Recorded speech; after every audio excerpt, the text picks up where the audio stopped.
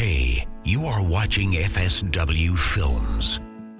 कायद आज़म मोहम्मद अली जिन्ना और मोहनदास करमचंद गांधी दोनों ही सब कॉन्टिनेंट के अजीम रहनुमा हैं। दोनों में कुछ चीज़ें कॉमन हैं, मसलन दोनों 19वीं सदी में पैदा हुए और हम असर हैं। वो अपनी अपनी कौम के लिए फादर ऑफ नेशन हैं। दोनों ने वकालत का पेशा इख्तियार किया और बैरिस्टर थे, और दोनों ने ही अपनी तालीम इंग्लैंड से हासिल की।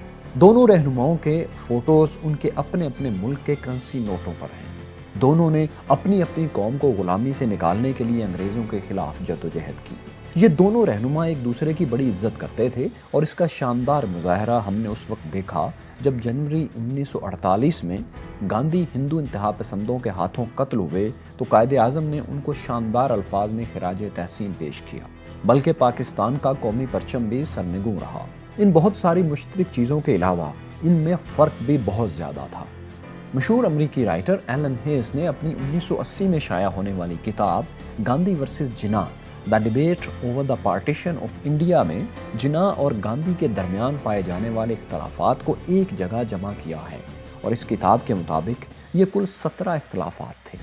हम सब इख्तलाफात का एक एक करके जिक्र करते हैं। नंबर 1, गांधी जी के मुताबिक कांग्रेस एक कौमी जमात और पूरे हिंदुस्तान की आज़ादी के लिए जद्दोजहद करने वाली जमात थी, लेकिन जिन्ना इसको सिर्फ हिंदुओं के मुफादात के लिए काम करने वाली एक जमात करार देते थे। दूसरा इख्तलाफ, जिन्ना मुस्लिम लीग को हिंदुस्तानी मुसलमानों की वाहिद नुमाइंदा जमात करार देते थे, लेकिन गांधी मुस्लिम लीग को हिंदुस्तानी मुसलमानों की काफ़ी सारी सियासी जमातों में से एक जमात करार देते थे। नंबर 3, गांधी जी के मुताबिक वो सारे हिंदुस्तान की नुमाइंदगी करते थे, जबकि जिन्ना समझते थे कि गांधी सिर्फ हिंदुस्तानी हिंदुओं के हकूक़ के लिए जद्दोजहद करते हैं। नंबर 4, जिन्ना का मानना था कि मजहबी बुनियाद पर तकसीम का मसला अंग्रेज़ों से आज़ादी से पहले हल होना चाहिए, वरना हिंदू कांग्रेस मुसलमानों को गुलाम बना लेगी, जबकि गांधी जी का कहना था कि पहले अंग्रेज़ों से आज़ादी हासिल करें, ये अंदरूनी मसाइल हिंदू मुसलमान आपस में बैठकर बाद में तय कर लेंगे।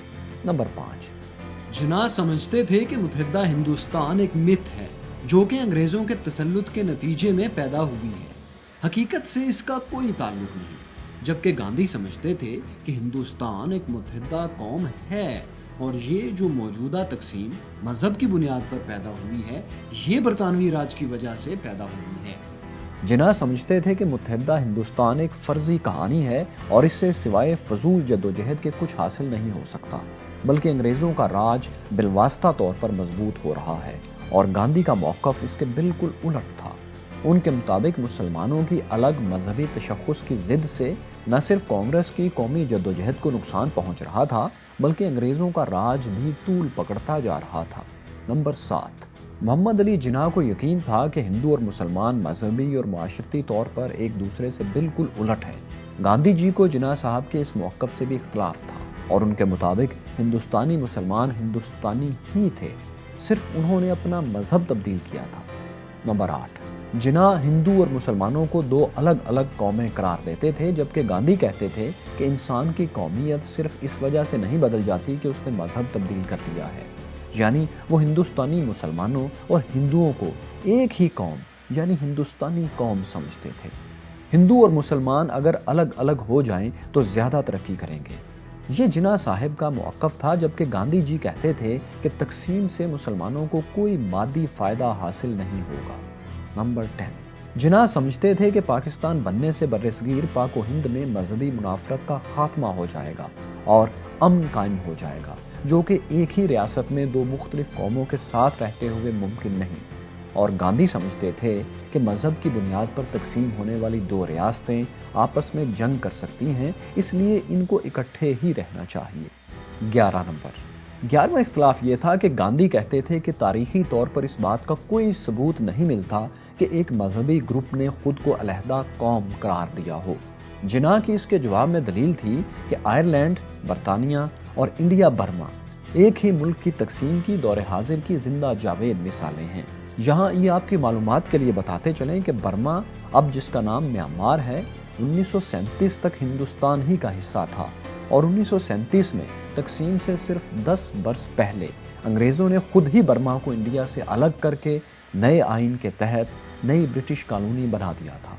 اور اسی طرح آئرلینڈ بھی 1921 میں برطانیہ سے الگ ہو کر آزاد ملک بن گیا تھا، اور اس کا جو صرف تھوڑا سا حصہ شمالی آئرلینڈ 32 میں سے صرف 6 کاؤنٹیز پر مشتمل جو ہے آج برطانیہ کے ساتھ ہے، اور باقی آئرلینڈ ریپبلک آف آئرلینڈ کے نام سے ایک آزاد ملک ہے۔ گاندھی جی کا ایمان تھا کہ سیکولر حکومت کا اس چیز سے کوئی تعلق نہیں ہوتا کہ عوام کا مذہب کیا ہے، اور محمد علی جناح کا تجربہ یہ کہتا تھا کہ ہندوستان میں آپ کسی بھی صورت حکومت اور مذہب کو ایک دوسرے سے الگ نہیں رکھ سکتے۔ 13واں اختلاف یہ تھا کہ جناح صاحب کی رائے یہ تھی کہ مسلمانوں کی اپنے مذہب سے جو جذباتی وابستگی ہے، گاندھی اس کو کبھی سمجھ نہیں سکتے کیونکہ وہ تو مسلمان نہیں ہیں، جبکہ گاندھی صاحب ہندوستان کی تقسیم خود دین اسلام کی روح کے منافی قرار دیتے تھے۔ 14واں اختلاف، جناح کہتے تھے کہ گاندھی پہلے تقسیم کو اصولی طور پر قبول کریں، باقی تفصیلات بعد میں طے ہو جائیں گی۔ گاندھی جی کا موقف تھا کہ باقی معاملات پر بات ہو سکتی ہے، لیکن تقسیم کو اصولی طور پر ماننے کا سوال ہی پیدا نہیں ہوتا کیونکہ یہ حقیقت کے برعکس ہے۔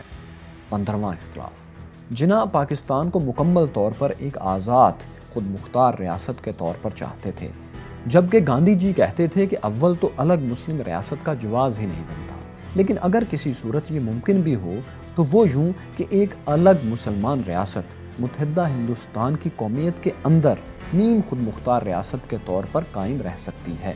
16واں اختلاف، محمد علی جناح کا دعویٰ تھا کہ ہندوستانی مسلمانوں کا وراثتی طور پر حق ہے ایک وطن پر یعنی ہندوستان پر۔ گاندھی کہتے تھے کہ متحدہ ہندوستان سارے مذہبوں کا مشترکہ وطن ہے، یعنی اس کے حصے بکھرے کر کے کسی مذہب کی بنیاد پر کسی ایک حصے پر کسی قوم یا مذہب کا الگ حق نہیں بنتا۔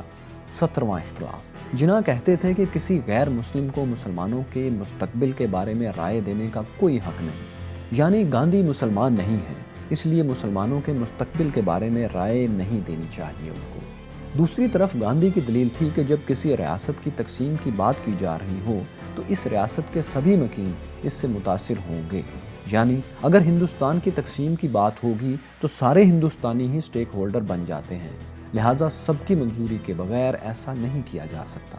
تو یہ تو تھے محمد علی جناح اور کرم چند گاندھی کے اہم ترین 17 اختلافات۔ لیکن اگر آپ یہ جاننا چاہتے ہیں کہ پاکستان 14 اگست کو بنا یا 15 اگست کو، تو یہاں کلک کیجئے، یہاں دیکھیے کہ آخر چین کو پاکستان کی ضرورت کیوں ہے، یہاں جانیے کہ آپ ہمیشہ کیسے زندہ رہ سکتے ہیں۔